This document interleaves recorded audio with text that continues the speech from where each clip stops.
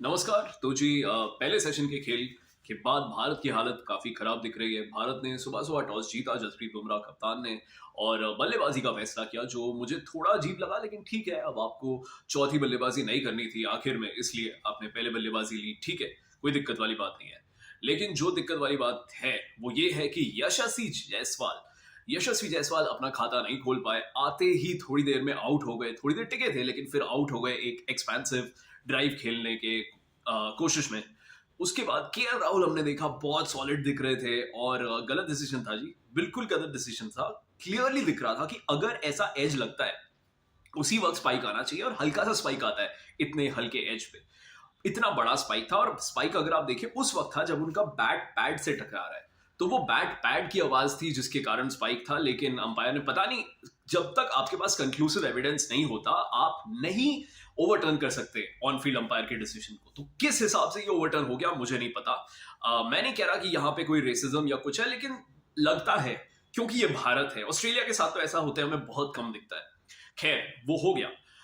KL Rahul बहुत solid दिख रहे थे, और आपको पता है कि जब केएल राहुल फॉर्म में नहीं होते वो शुरू में ही उड़ जाते हैं, और जिस दिन वो 20-30 तक पहुंच जाते हैं शतक भी लगा देते हैं। तो आज शतक आना चाहिए था उनका, और गलत आउट दे दिया, कुछ नहीं कर सकते।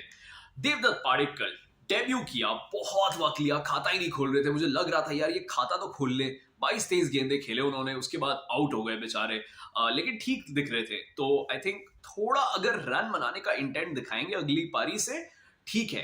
इतना कुछ बुरा नहीं खेला उन्होंने। विराट कोहली फिर से अनलकी, सॉलिड दिख रहे थे, लग रहा था एक बड़ी साझेदारी लग सकती है विराट कोहली केएल राहुल के बीच। सबसे सॉलिड और सबसे आप कह सकते हैं स्टेबल लग रहा था भारत जब विराट कोहली और केएल राहुल बल्लेबाजी कर रहे थे। लेकिन फिर वही अनलकी, विराट कोहली आउट हो गए और केएल राहुल टिके रहे। उसके बाद केएल राहुल भी आउट हो गए। अब ऋषभ पंत और ध्रुव जुरेल है। देखिए, ध्रुव जुरेल सॉलिड दिखे हैं नेट्स में भी, जो प्रैक्टिस गेम्स देखे उसमें भी।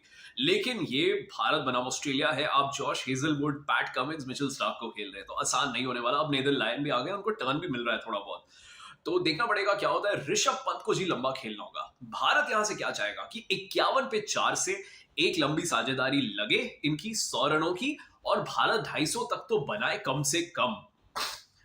ऑस्ट्रेलिया क्या चाहेगा? ऑस्ट्रेलिया चाहेगा कि अगले सेशन में वो आए, 6 के 6 विकेटें उड़ा दे और भारत को 100-120 तक ऑल आउट करे। उसके बाद वो अपनी बल्लेबाजी पे फोकस करे। आज के आखिरी सेशन में तो शायद रोक रोक के खेले, कल से मारना चालू करे। ये ऑस्ट्रेलिया चाहेगा। अब होगा क्या हमें नहीं पता। ऋषभ पंत को अपना पूरा अनुभव लाना पड़ेगा। जितना भी उन्होंने क्रिकेट खेला है उनको यहाँ पे अच्छा खेलना पड़ेगा। अटैक करना हो अटैक करो, टिकना हो टिको, लेकिन रन बनाने पड़ेंगे। ध्रुव जुरेल से आशा है, उम्मीद है, क्योंकि वो यहाँ पे ना सेट हो चुके हैं, ऑस्ट्रेलियाई विकेटों पे खेल रहे हैं पिछले करीब 1 महीने से, तो उनसे भी बहुत उम्मीद है। इनको देख के खेलना पड़ेगा। आई थिंक अब अगले सेशन में ना जो खतरनाक होने वाले, एक तो जॉश हेजलवुड, बहुत बढ़िया गेंदबाजी करी उन्होंने, उनको मूवमेंट भी मिल रहा था और बाउंस पेस तो मिल ही रहा था पिच से। तो इस हिसाब से जॉश हेजलवुड थ्रू आउट बहुत डेंजरस रहेंगे, खतरनाक रहेंगे।